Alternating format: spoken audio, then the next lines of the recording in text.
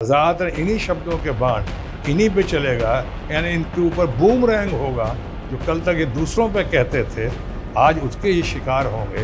मैं इस बात में खुशकिस्मत कहूँगा अपने आप को कि मैं राज्यसभा से नहीं आया, पिछले दरवाजे से नहीं आया जैसे लोग कहते हैं, बल्कि खुलकर सामने के दरवाजे से जनता ने हमें चुनकर, और वो भी ऐसी जीत देकर भेजा जो शायद अभूतपूर्व जीत रही। लेकिन ये चिंता का विषय ज़रूर बनता है कि क्या हो रहा है, कैसा समाज, कैसा देश युवाओं को दे रहे हैं, हमारे नेता क्या कर रहे हैं। यानी पेनी वाइज एंड पॉन्ड फुलिश तो नहीं कर रहे हैं। इस तरह का बयान देना बाकी लोगों का, जिनकी सरकार नहीं, सरकार तो नीतीश कुमार की है, तो कुछ खिसियानी बिल्ली खंभा उखाड़ने वाली बात होती है। कुछ नहीं होना है उससे, होगा वही जो नीतीश बाबू और उनके लोग चाहेंगे। कि ये कहते हुए कि मोदी है तो मुमकिन है, यानी हालांकि मैं इस वक्त ललित मोदी का जिक्र कर रहा हूँ कि लोगों ने कहा कि वो इश्क मोहब्बत की फुहारें जो दिखाई पड़ रही हैं, लोग कहते हैं मोदी है तो मुमकिन है। तो यहाँ भी ऐसा ही लग रहा है कि हमारे दोस्त, हमारे मित्र, friend of the society Modi ji हैं तो सब कुछ मुमकिन है। इस तरह से मुद्दों को लोग भड़का रहे हैं। बिहारी बाबू शत्रुघ्न सिन्हा की 3 साल के बाद एक बार फिर से संसद में वापसी होने वाली है। संसद का जो मानसून सत्र शुरू होने वाला है उसमें एक नई भूमिका में दिखेंगे। इस बार वो तृणमूल कांग्रेस के सांसद के रूप में विपक्ष में नजर आएंगे। और हमारे साथ बात करने के लिए खुद इस वक्त शत्रुघ्न सिन्हा साहब मौजूद हैं। सबसे पहले शत्रु जी ये बताइए, 3 साल बाद आपकी एंट्री होने जा रही है संसद में, क्या कहेंगे? नहीं, ये अच्छा लग रहा है, एक्सपेक्टेड था। पर मुझे लगता है और दुनिया को ये पता है कि पिछली बार चुनाव में जिस तरह से खेल तमाशे हुए, अब मैं फ़िलहाल ईवीएम मशीन पे और बाकी चीज़ों पे नहीं बोलना चाहता हूँ। जो बात बीत गई सो बीत गई, जो हो गया सो हो गया। लेकिन जिस तरह से मैं हारा या हराया गया, यहाँ पे और भी बहुत सारे लोग हारे और हराए गए पूरे देश में, वो तो सर्वविदित है। उसके बाद मैंने कहा चलो अगर यही है तो मैं ठीक है। उसके बाद जब गुहार लगाने के बाद भी कहीं से कोई इसका ये नहीं हुआ, कहीं कोई फ़ैसला नहीं हुआ, कहीं कोई न्याय नहीं मिला लोगों के भी गुहार लगाने के बाद, तो ठीक है, हमने कहा समय का इंतज़ार करते हैं कि अचानक जो देश की सर्वाधिक लोकप्रिय नेता या नेत्री हमारी ममता बनर्जी जी हैं, उन्होंने जब मेरे नाम की खुद घोषणा कर दी और जहाँ पे उन्होंने कहा कि वही इस बार आसनसोल के हमारे उम्मीदवार होंगे उपचुनाव में, तो हमने कहा ठीक है, your wish is my command. और मैं वहाँ से आसनसोल गया और आसनसोल से प्रभु की असीम अनुकंपा है, अल्लाह ताला का फजल है, वाहेगुरु का आशीर्वाद है कि इतने रिकॉर्ड तोड़ मार्जिन से, यानी लगता है कि जनता का साथ तो मेरे साथ था ही, लेकिन जनता की सहानुभूति भी थी कि हमारे साथ ज़्यादतियाँ जो हुई थी पहले, तो रिकॉर्ड तोड़ मार्जिन से, यानी लैंडस्लाइड विक्ट्री जो हुई, ऐतिहासिक जीत, उसके लिए मैं एक तरफ ममता जी का और तृणमूल कांग्रेस का और ख़ासकर आसनसोल की जनता जनार्दन का, वहाँ के कार्यकर्ताओं का, नेताओं का तो बहुत आभारी हूँ ही। साथ ही साथ मैं ये भी कहना चाहूँगा कि एक उन्होंने पुनः द्वार खोल दिया इसी लोकसभा में बगैर ब्रेक के। मैं इस बात में खुशकिस्मत कहूँगा अपने आप को कि मैं राज्यसभा से नहीं आया, पिछले दरवाजे से नहीं आया जैसे लोग कहते हैं, बल्कि खुलकर सामने के दरवाजे से जनता ने हमें चुनकर, और वो भी ऐसी जीत देकर भेजा जो शायद अभूतपूर्व जीत रही। तो इसके बाद मैं आया हूँ यहाँ पे। 3 साल आपने कहा, 2.5-3 साल तो हुए ही होंगे, 2 साल तो उसमें कोरोना काल का निकल गया। उसके बाद अभी जा रहा हूँ ये लोकसभा में। तो एक तरफ जहाँ बहुत खुशी का विषय है हमारे लिए, वहाँ दूसरी तरफ थोड़ा चिंता का भी है कि इस तरह से, जिस तरह से आज बातें हो रही हैं, या इन्हीं 3 सालों में देख रहा हूँ, 2.5-3 सालों में देश में डिवीज़न कितना हो गया है, कितना ज़्यादा कुछ नेताओं ने या कुछ लोगों ने मिलकर इस 2 समुदायों के बीच में, मज़हब के बीच में, ज़ात के नाम पे, जाति के नाम पे जिस तरह समाज को विभाजित करने की कोशिश की गई है, वो वाकई अच्छा नहीं लगता कि हिंदुस्तान, भारत एक सेकुलर स्टेट है। ये कोई यहाँ पे रिलीजियस स्टेट नहीं है, यहाँ पे कोई वो राष्ट्र नहीं है जिस राष्ट्र का हमेशा चर्चा करते हैं, बल्कि एक सर्वधर्म समभाव वाला ये देश है। वहाँ पे ये डिवीज़न करने की कोशिश क्यों करें? वोट बैंक के लिए एक तरफ ये हो रहा है, दूसरी तरफ जब अपनी भूल या अपनी गलतियाँ दो कुछ हमारे मित्रों की जो रूलिंग पार्टी के हैं चाहे अन्य पार्टियों के हैं, उनको सुधारने के लिए या उनको छुपाने के लिए एक तो नए नए मुद्दों को गढ़ दिया जाता है ध्यान भटकाने के लिए। ये भी अच्छा नहीं। अभी जैसे मान लीजिए मिसाल के तौर पे इतनी महंगाई है या इतनी बेरोज़गारी है कि पूरे विश्व का रिकॉर्ड टूटा हुआ है भारत में। 50 सालों में सबसे ज़्यादा महंगाई और सबसे ज़्यादा बेरोज़गारी एकदम निचली स्तर पे है।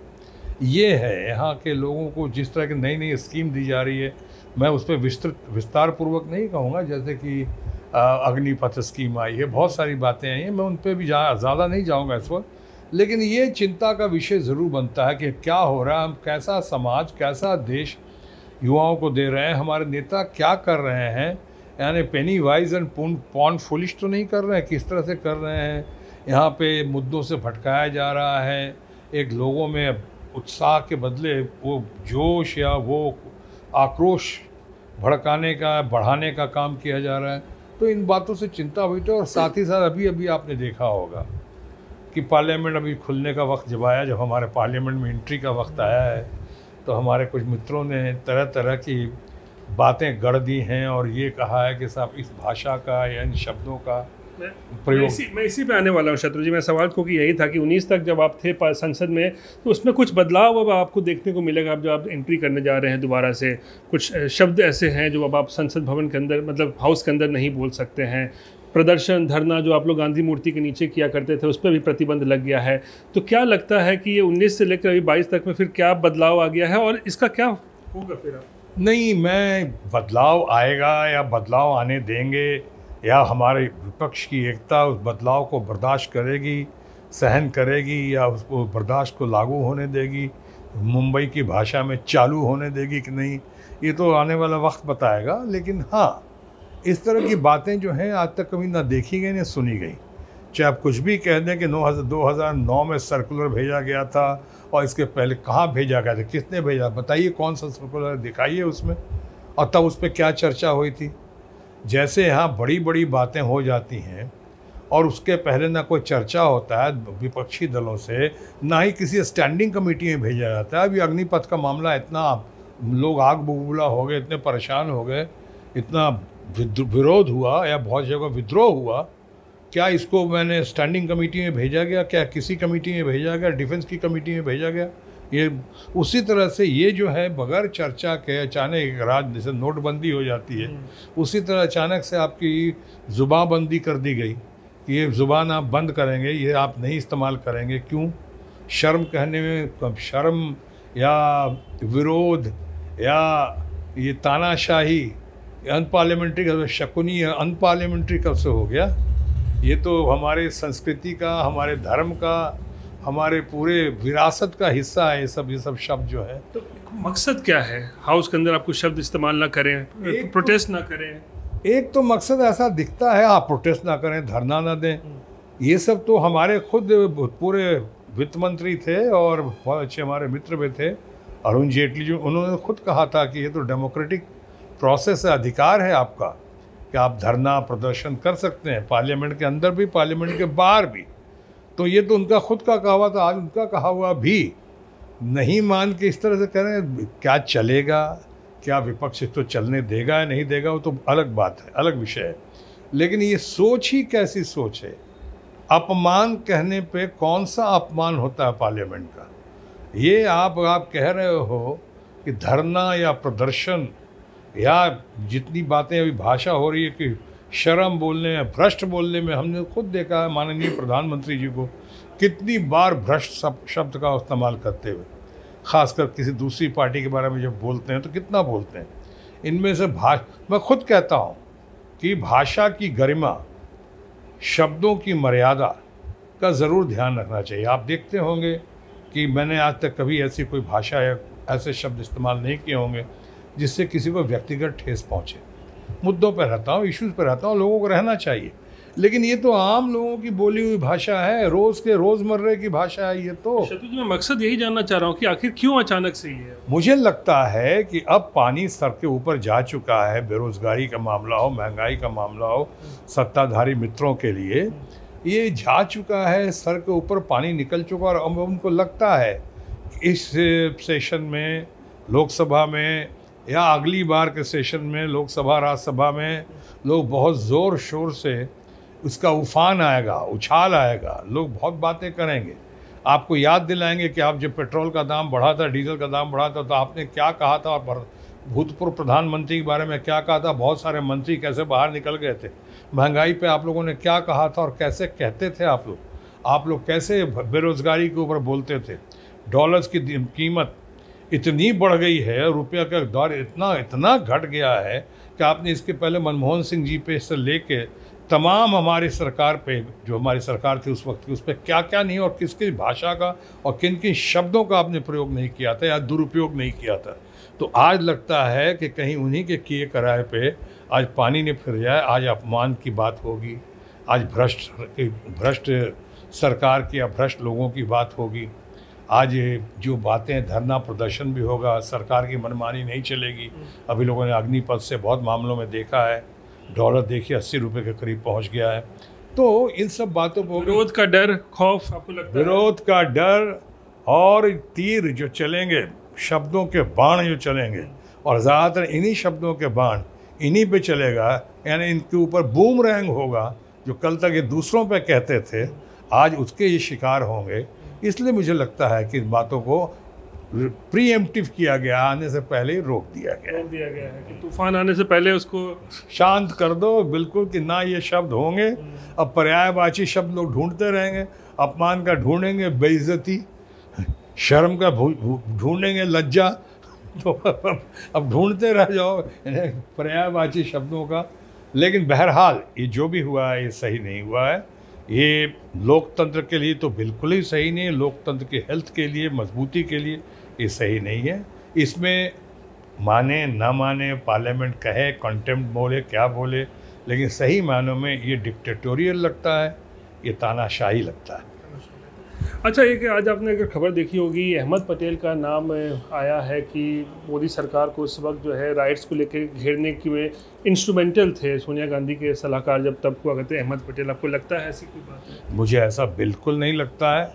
मैंने अभी थोड़ी देर पहले आपको कहा था, मुद्दों से भटकाने के लिए, मुख्य मुद्दों से भटकाने के लिए नई सेंसेशन या सेंसेशनल या किसी एक्ट्रेस का किसी मोदी जी के साथ डेटिंग की खबरें, कि ये कहते हुए कि मोदी है तो मुमकिन है, यानी हालांकि मैं इस वक्त ललित मोदी का जिक्र कर रहा हूँ, कि लोगों ने कहा कि वो इश्क मोहब्बत की फुहारें जो दिखाई पड़ रही हैं, लोग कहते हैं मोदी है तो मुमकिन है। तो यहाँ भी ऐसा ही लग रहा है कि हमारे दोस्त, हमारे मित्र, friend of the society Modi ji हैं तो सब कुछ मुमकिन है। इस तरह से मुद्दों को लोग भड़का रहे हैं।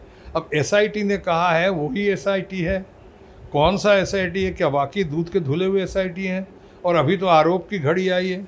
अभी ये तो आरोप कोई साबित नहीं हुआ है। आरोप तो जानते हैं कई बार साबित होते हैं और कई बार साबित करवाए जाते हैं।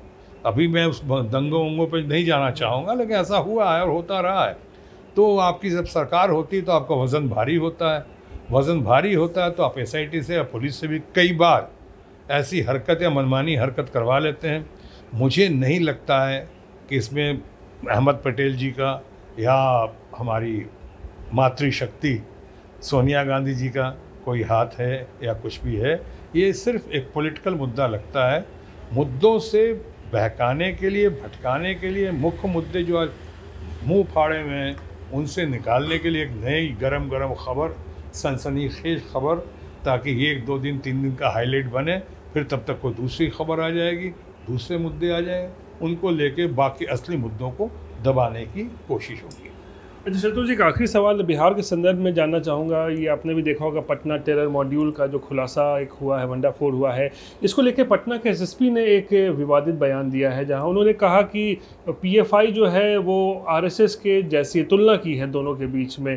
तो आपको लगता है इस तरीके की तुलना सही है? हालांकि कल SSP ने कहा कि ये मैंने नहीं कहा, ये तो वो जो लोग पकड़े गए हैं उनका हवाला दे रहे थे कि उन्होंने ऐसा कहा था तो मैंने बोल दिया है। देखिए, ये मामला इंटरनल है, मैं इस पे ज़्यादा नहीं कहना चाहूँगा, लेकिन इतना ज़रूर कहना चाहूँगा कि मैंने व्यक्तिगत तौर पे और लोगों से भी, मैंने यहाँ के एसएसपी जो हैं मिस्टर सिंह, उनकी मैंने बहुत तारीफ़ सुनी है। लोग कहते हैं कि बहुत अच्छे हैं, बहुत कर्मठ हैं, कमिटेड हैं, ऑनेस्ट हैं, उनकी अपनी इंटीग्रिटी है। और मैंने अभी आपको कहा मिस्टर सिंह, मुझे तो उनका ठीक से पूरा नाम भी याद नहीं है। मानवजीत सिंह ढिल्लों। मानवजीत सिंह ढिल्लों बहुत अच्छे इंसान हैं, बहुत बढ़िया पर्सनालिटी, उनकी पर्सनालिटी टोटलिटी, और लोग उनकी बहुत तारीफ़ करते हैं। अब रही बात आरएसएस के बारे में, मुझे नहीं लगता उन्होंने कोई तुलना की है। एक बयान अगर सामने आया है तो उसका मतलब ये नहीं कि कोई आरएसएस पर प्रहार कर रहा है। मैं तो खुद ही, नानाजी देशमुख जो भारत रत्न थे, मुझे भारतीय जनता पार्टी में शामिल कराने में उनका बहुत बड़ा हाथ था, उनका बहुत बड़ा मार्गदर्शन था। मैं बहुत सारे आरएसएस लोगों को जानता रहा हूँ और बहुत लोगों को बहुत मानता भी रहा हूँ। ये तो मैं उनके ऊपर भी टिप्पणी नहीं करूँगा, लेकिन मैं इतना ज़रूर कहूँगा कि किसी को बलि का बकरा ना बनाया जाए।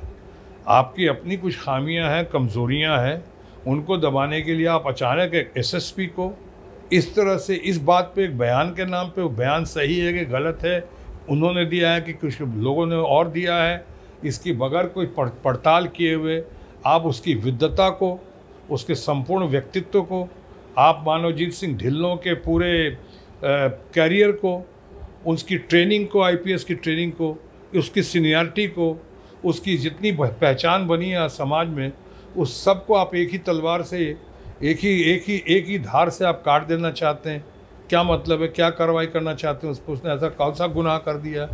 एक आदमी, उसने कौन सी ऐसी बात, वो अपनी तत्परता के साथ अपनी ड्यूटी कर रहा, और इतना बड़ा काम, अगर ये सही है जो खबर सुनी है हमने, कुछ लोग पकड़े गए हैं, और अगर सही पकड़े गए हैं तो मैं समझता हूँ तो बहुत बड़ा काम किया, उसको तो इनाम मिलना चाहिए, उनकी शिकायत नहीं होनी चाहिए। यार तुलना आपको नहीं लगता कि क्योंकि बीजेपी तो अब एकदम उनके ऊपर चढ़ी हुई है कि इनको बर्खास्त करे, पटना एसएसपी के पद से हटाए, चाहे रविशंकर प्रसाद से लेकर बिहार के नेता हों, सुशील मोदी हो, तमाम जो नेता है बिहार बीजेपी के, सब उनकी बर्खास्तगी की मांग कर रहे हैं कि उन्हें हटाया जाना चाहिए। मैं बिल्कुल सहमत नहीं हूँ। ये लोग जो ज़्यादातर लोग जो कर रहे हैं पॉलिटिकल रीज़न से करते हुए दिख रहे हैं, और दूसरी बात है कि इनकी यहाँ चलती बिल्कुल नहीं है। आपने देखा है, ये हमारे माननीय मुख्यमंत्री बिहार के जो हैं, और हमारे मित्र भी हैं, हमारे नीतीश कुमार जी, अब वो जब कोई चीज़ ठान लेते हैं तो उनके सामने इस तरह का बयान देना बाकी लोगों का, जिनकी सरकार नहीं, सरकार तो नीतीश कुमार की है, तो कुछ खिसियानी बिल्ली खंभा उखाड़ने वाली बात दिखती है। कुछ नहीं होना है उससे, होगा वही जो नीतीश बाबू और उनके लोग चाहेंगे। आपने देखा अभी भारत के राष्ट्रपति पद के उम्मीदवार, दावेदार, इतने विद्वान, जिनकी ऐसी पूरे देश में धूम है और ऐसी उनकी पहचान है, इतने बड़े परम विद्वान स्टेट्समैन यशवंत सिन्हा जी खुद कहा कि मैंने अपने समर्थन के लिए नीतीश बाबू को, बिहार का होने के बावजूद बिहारी को हमेशा सपोर्ट करते हैं नीतीश बाबू, और राष्ट्रपति पद के लिए आज 60 साल के बाद कोई दूसरा बिहार का उम्मीदवार, दावेदार सामने आया, यशवंत सिन्हा जी। उन्होंने खुद कहा कि मैंने कितने फ़ोन्स किए समर्थन लेने के लिए, लेकिन नीतीश बाबू ने जवाब नहीं दिया। हालांकि बहुत जगह अपोजिशन के लोग भी, चाहे रूलिंग पार्टी के लोगों ने भी जवाब दिया, मुलाकात की, कम से कम एक कर्टसी वगैरह जो है, एक संस्कार निभाया, लेकिन हाँ, इन्होंने नहीं किया। जैसा कि यशवंत सिन्हा जी ने कहा, अगर ये सही है तो मैं वाकई बहुत दुख का विषय है। उसी तरह से मैं कहूँगा कि अगर नीतीश बाबू कोई चीज़ ठान लेते हैं तो ठान लेते हैं। अब जब नीतीश बाबू ने कुछ नहीं कहा है और नीतीश बाबू कुछ नहीं कर रहे हैं, और नीतीश बाबू इस बात को समझते हैं कि मानवजीत सिंह ढिल्लों बहुत अच्छा ऑफिसर है, बढ़िया ऑफिसर है, पटना के लिए और समाज के लिए, बिहार के लिए बहुत बढ़िया गौरवमयी है, तो मैं समझता हूं कि बाकी लोग जो कह रहे हैं, जैसा मैंने कहा, वो सिर्फ खिसियाई बिल्ली खंभा उखाड़े। बीजेपी वाले मांग करते रहेंगे, कुछ होना नहीं है, कुछ होना कुछ है नहीं। मानवजीत सिंह ढिल्लों, आप अपना आराम से काम किए जाओ, ईमानदारी के साथ आप आगे बढ़ते जाओ। आपके साथ पूरा दुनिया, समाज और सरकार नीतीश बाबू की आपके साथ है। चलिए, बात करने के लिए बहुत शुक्रिया शत्रु जी। तो शत्रुघ्न सिन्हा इस बार 3 साल के अंतराल के बाद एक बार फिर से संसद में अपने पूरे रंग में नजर आएंगे। हालांकि इस बार उनकी भूमिका बदल जाएगी, विपक्ष की एक मजबूत आवाज़ बन के वो अब नज़र आएंगे। टीएमसी के सांसद के रूप में जो है वो अब सरकार पर हल्ला बोलते हुए संसद में दिखेंगे।